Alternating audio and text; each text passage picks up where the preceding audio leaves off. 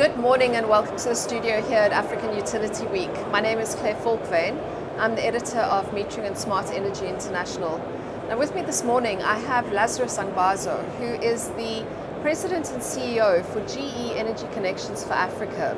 Lazarus, thank you so much for joining us this morning. Lazarus, your presentation at African Utility Week was on how technology is driving efficiencies. And I was wondering if you could talk us through how that is impacting on how utilities are engaging with their customers. Okay. Thank you very much. I think the biggest message coming out of this conference is the importance of the grid infrastructure to the economic development of the region. We believe that the industrial revolution that we expect in Africa completely hangs upon our ability to actually fix the infrastructure. A lot of countries have invested in generation. What has been lacking is the transmission infrastructure that will actually deliver the generated power to the end users, and therefore you are seeing the impact of that. Now, technology is an important part of us optimizing the investments on the grid. There are at least three ways utilities are engaging with technology. One is in terms of deploying visualization capabilities. This allows utilities to see what's going on with their utilities, with their assets, well ahead of time, and to be able to predict, downtimes when maintenance needs to happen and when repairs need to happen.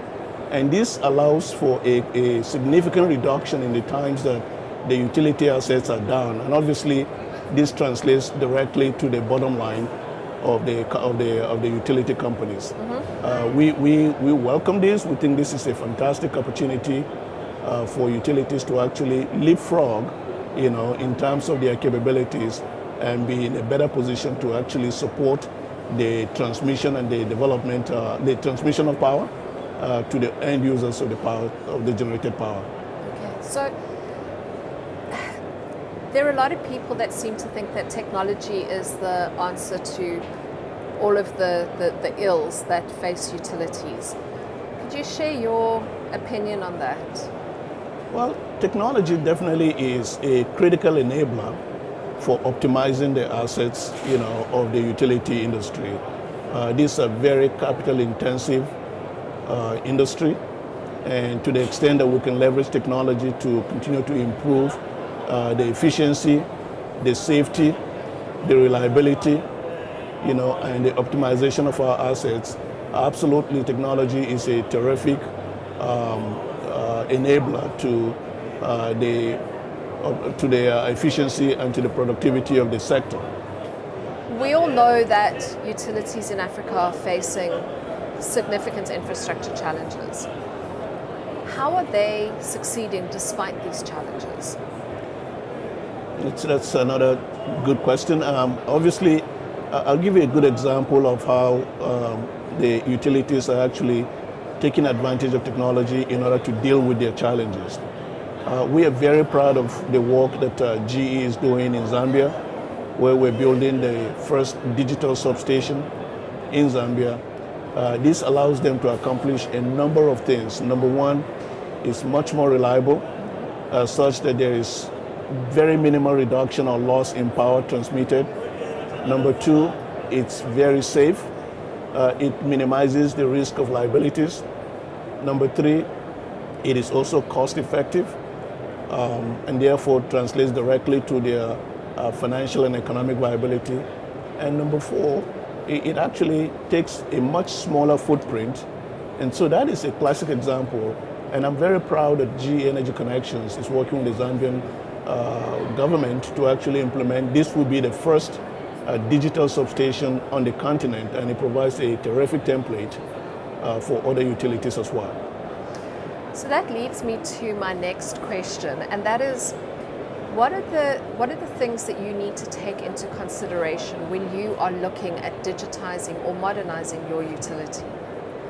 Well, I think there's a number of things you would need to consider. Number one is the improved optimization of your assets. Again, as I indicated, you want to get the maximum utilization. These are long-lived, large capital-intensive projects. So the ability to extend the useful life of these assets is a critical factor. Number two, safety. Safety is a major consideration for us in this industry, and therefore we cannot, and no utility leader is going to take that lightly, and I know a lot of the leaders that are in this conference have emphasized that. Number four, it's really providing reliable service to our customers. These industrial customers, these hospitals, these industries, manufacturers, which rely on guaranteed, reliable supply of power because it really directly trickles down to their business results.